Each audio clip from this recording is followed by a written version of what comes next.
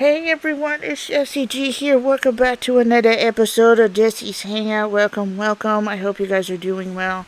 I hope you guys had an awesome weekend. I hope you guys enjoyed the Super Bowl as well. That was a nail biter of a game. Just saying, in my opinion, that was a nail biter. Just saying, hands down, that was a crazy game. It was very crazy. But, anyways, as you guys could tell from the title, we are going to be talking about the Casey Anthony case. Now, I did kind of go back and forth about this case because I wasn't really sure if it was one of those things that I really wanted to do, but all honesty, life's too short to not try and do something with that sort of case or talk about that case, anyways. So we're going to be talking about it. It's going to be in two parts. Because I don't want to drag it out for like 43, 50 minutes. I mean, that's too long for me. So we're going to kind of spread it out into two parts. So I hope you guys will learn a lot from today's episode. I hope you guys will get a lot out of this story. And without further ado, let's get into it. Also, before we get into today's episode, if you're new to the channel and you like the content that I create for this channel and you're interested in more of my podcast series, my 12 facts and whatnot, please hit that red subscribe button and that notification bell so you'll be notified as to when I upload videos in the future and you guys don't miss out on anything fun, interesting, or basically all of the above. But anyways, also, before we get into today's topic, and Jessie D totally forgets, please don't forget to pause the video before you start listening to the show or watching the show after you see the intro and you go into the opening credits and everything and whatnot. So please don't forget to pause them, read them carefully, please, especially the trigger and the sensitive warning. I can't stress that enough. So please read that before you start listening to today's episode. And without further ado, let's get into today's episode. Casey Anthony was born to George and Sydney, or Candy Anthony. She was one of two children. She has a brother named Lee Anthony. A little bit about Casey Anthony. She was one of those kids who went through many phases in her life, but there were some things about her personality that never really changed. And it's really sad to say, but it's the truth. Sometimes people change as they grow up, and sometimes there's some things about them that don't change. And Casey Anthony is no stranger to that, believe me. And some of her personality and some of the habits she had also followed through her adulthood and into the case as well. And I believe, as you guys will probably read random things that pop up through this episode about the case, I believe personally that's partially the reason why she ended up in the situation that she ended up in. And I think that was why she did what she did partially, and partially was just because she was reckless and she did something she shouldn't have done, and she knows that she did, and, instead of taking responsibility for it, she point fingers at other people. And you'll see why as we start talking about the case more. Casey Anthony struggled with her relationship with her parents. But as far as I could read, she had a pretty good relationship with her brother, but not as close as you normally would, where you could tell best friend anything. She really wasn't as close to him as she was to her friends and everything. But she definitely could confide in him in a lot of things. But as she was growing up, from the time she was a little girl until the time she hit her teen years, she was able to tell her parents anything. We're able to tell our parents anything. We feel comfortable with that. She was close to them. She could tell them anything. But then as she hits her teen years, everything just sort of shifts into a different gear. And she totally cuts her parents out of it. Basically her family out of everything. So it was Sydney or Candy, if I'm pronouncing her name right. And if I'm kabajing it, sorry. If I'm not the best when it comes to pronouncing names. That's just one of my many quirks about me, so much apologies for that in advance. So her mother and father really didn't know her as well as they should have. When you are a parent to a teenager, I don't know this, I'm not an expert, but just from what I read, and from listening to my mom's experience with me and my sister, and listening to other people and their struggles with teens. We go through adolescent phases, we go through puberty, we go through all sorts of emotions. Well, you would think that would be the case for Casey, but she just went through some weird emotional stuff to a certain extent that she developed a habit where she would lie about the littlest things. And we all know when you start lying about the littlest things become bigger and bigger. And apparently it got bigger and bigger and worse for Casey because it also was partially the reason for her case going and spiraling out of control like it was. At least in my opinion. Now, people can form their own opinions about it, but that's how I feel about it anyway. Casey Anthony would lie about the littlest things, and this is one of the examples that many of them used. Many of the ones that we've heard of. For example, her parents tried to talk to her about a graduation. She kind of had them believing that she was going to graduate. She kind of had them plan all this party out, everything, the whole 9 yards. She had them doing it. She had them planning it out, the whole works, until they couldn't really get a definitive straight answer from their daughter because she always danced around the subject or she would find ways to lie. And that was one of her many things that she did. And they called the school and they found out that their daughter wasn't going to be able to graduate. And they were in complete shock. Everybody was in complete shock. I would assume that that's what they were feeling. Everything just kind of turned upside down for them. And as Casey got older, or as time went on, Casey never finished high school. That was one of the many facts about her. She never finished high school. She never did. Even into her adulthood, as far as I know, she never did. So there's that situation. She ended up getting a job at Universal Studios in Orlando, Florida. And she ended up getting a job there for a certain amount of time. And that was when she was also dating her boyfriend, her first love, the first person she was engaged to, Jessie. She was totally in love with him, at least at a certain point in her life she was. And it wasn't until sometime during that year she was working a job, she was dating him and everything. She would tell her parents about her day at work, that type of thing. She would talk to them normally about that and about her co-workers and just about her environment and how much she loved being there. So, there was that. It wasn't until she was 19 years old and she found out that she was pregnant with her first child, her daughter, Kylie Marie Anthony. She did this thing of, and this is kind of what else is her personality. She had a habit of not telling people things as well. We all have that habit. I mean, who doesn't? But she had this really big habit of not telling people when things happen. And she didn't tell her parents for 7 months. For 7 months, she kept a secret about herself being pregnant. And nobody would notice it because Casey was so petite. She was so thin. You wouldn't even notice that she was pregnant because she was always wearing baggy clothes. She was always wearing hoodies. She was always wearing something that would cover up the pregnancy.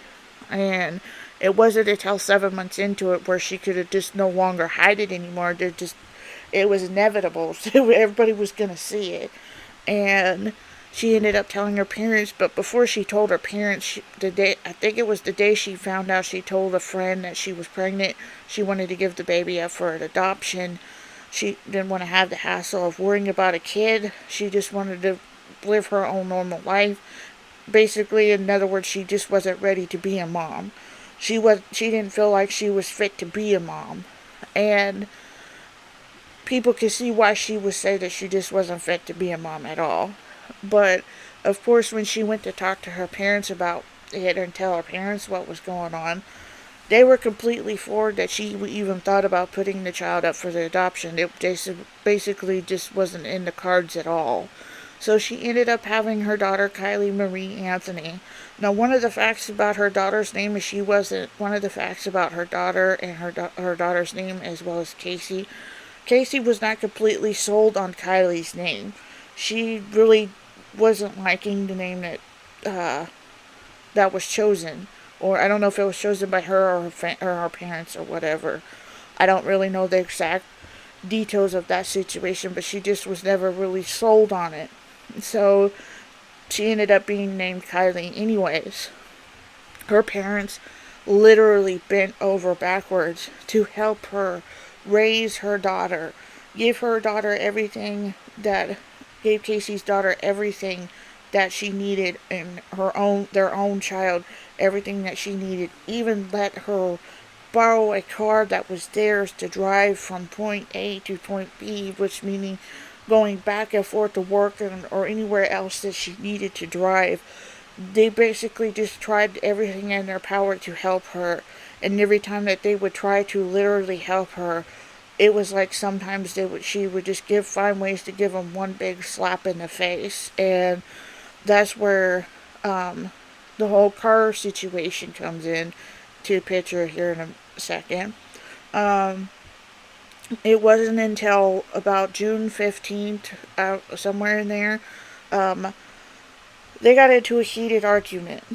They got into this really big, huge kerfuffle over something. I don't know the specific as to what the argument was, but they just got into this huge argument over things, and Casey started packing a bag for her and her daughter.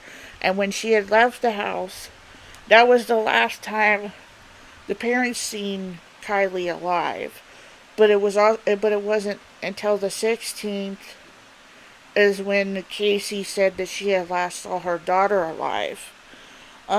So who really knows that situation there? So she was supposed to go to her boyfriend's house, and this is one of the many red flags in this case. The first red flag was the argument and everything. The second red flag was when she packed up her things and went to her then boyfriend at the time and went to his house. Oh, now, I'm going to kind of back up a little bit. The relationship between Jessie and her deteriorated over the years because, again, Casey had a bad habit of lying to people, and she kind of led Jessie to believe that he was the father of her daughter. And when she gave birth to her daughter on August the 9th, 2005, Jessie was there through most of Kylie's life until DNA tests proved that her daughter was not his. And that put a big wrench in the relationship, and then also her behavior became a really big destructive, and it got to the point where Jessie just couldn't handle the relationship anymore, and it ended on a sour note from what I'm understanding. But anyways, so during the time that Casey had that argument was packing, she had met somebody else, and she was going to stay with him for about a month. But when she left the house on the 15th, and that was when she was last seen alive, and Kylie was last seen actually alive on the 16th. So she was last seen alive on both of those days. And she left with the child, but here's the real red flag. Excuse me for hitting the mic. I'm not used to it, so bear with me, you guys.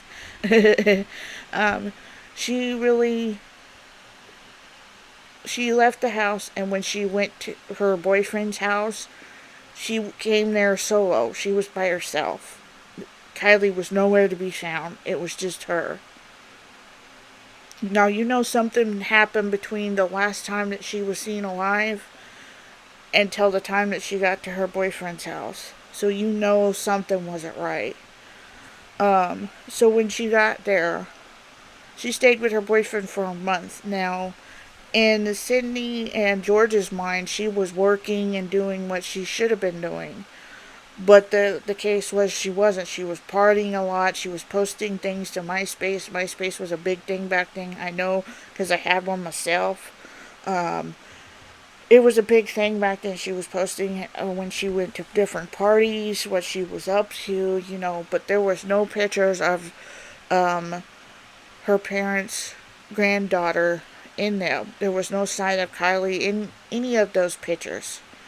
And it grew really concerning when they went back and forth for about 31 days of trying to figure out what in the world was going on. You know, Casey would dance around the subject of her daughter, or she'd come up with some excuse that she was with Sandy the nanny.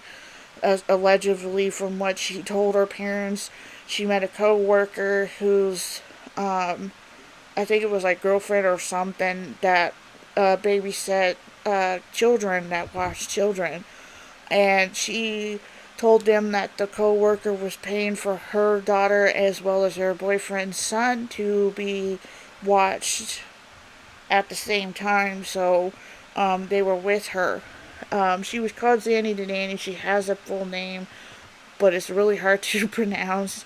I'll put it on the one of the little cards that you guys see that pop up. I'll put her full name down there.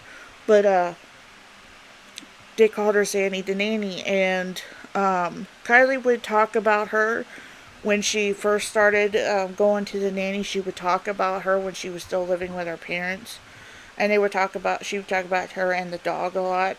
So, you know, from what they knew, she was real.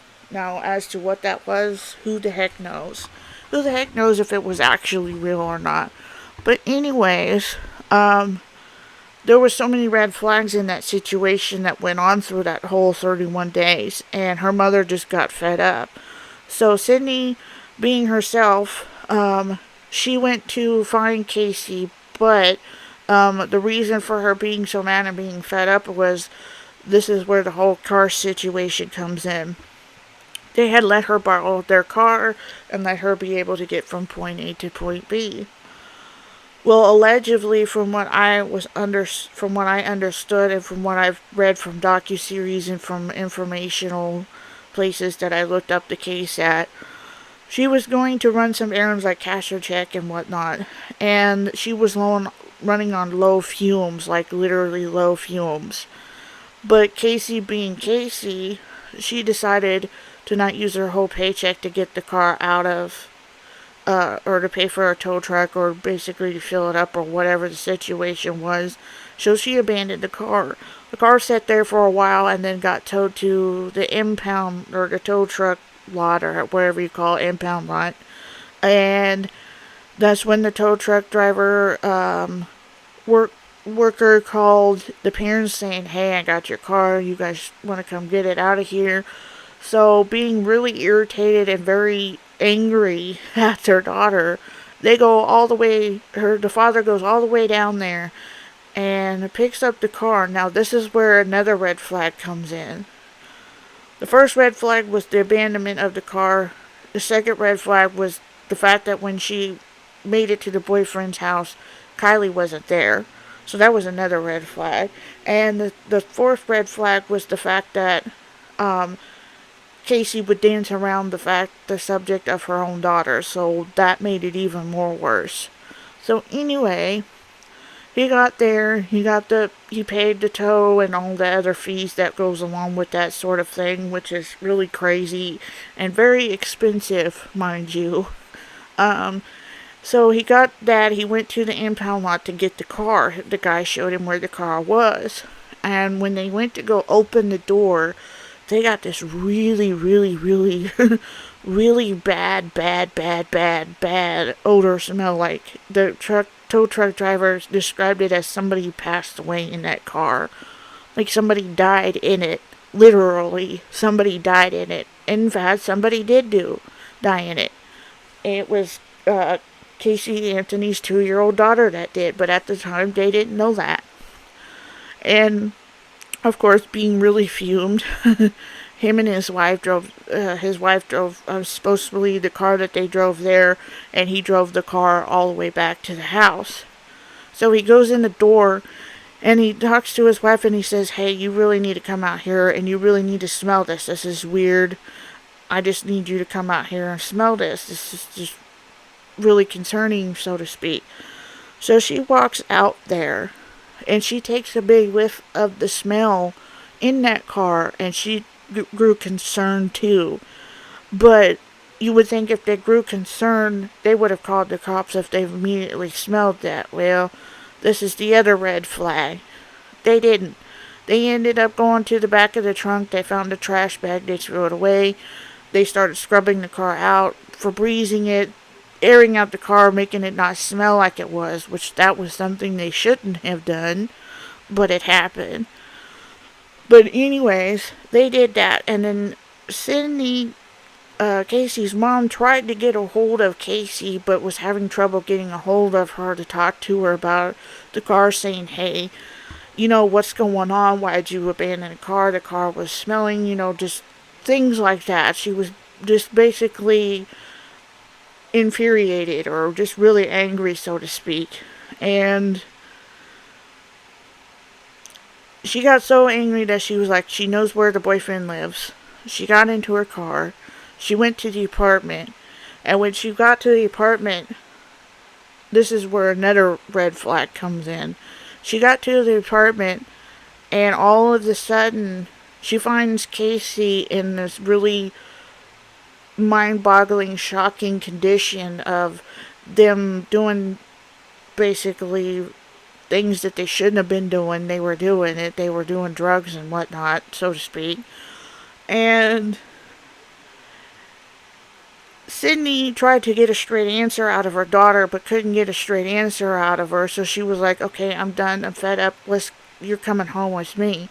So she gets her daughter home, and that's where things started escalating even further, and things started getting even more weird. But I'm going to leave that here, and we're going to talk about it in the second part. I hope you guys got a lot out of the first part, and stay tuned for the second part. But anyways, I hope you guys got a lot out of today's episode. I hope you guys learned something, and I also hope that you guys are having a fairly good day.